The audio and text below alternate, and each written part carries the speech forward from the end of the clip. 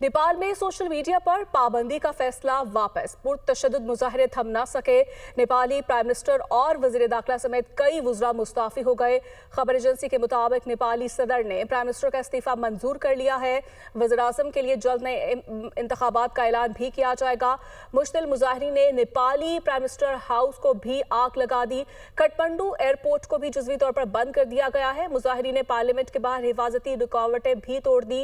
Police का मुजाहिरीन पर water cannon, आंसू गैस और लाठी चार्ज का भी इस्तेमाल किया गया। नेपाल में सोशल मीडिया पर पाबंदी का फैसला वापस। पुरतशद्दुद मुजाहरे थम न सके। नेपाली प्राइम मिनिस्टर और वजीर दाखिला समेत कई वुज़रा मुस्ताफी हो गए। खबर एजेंसी के मुताबिक नेपाली सदर ने प्राइम मिनिस्टर का इस्तीफा मंजूर कर लिया है। वज़ीर आज़म के लिए जल्द नए इंतखाबात का ऐलान भी किया जाएगा। मुश्तिल मुजाहिरीन ने नेपाली प्राइम मिनिस्टर हाउस को भी आग लगा दी। काठमांडू एयरपोर्ट को भी जुज़वी तौर पर बंद कर दिया गया है। मुजाहिरीन ने पार्लियामेंट के बाहर हिफाजती रुकावटें भी तोड़ दी।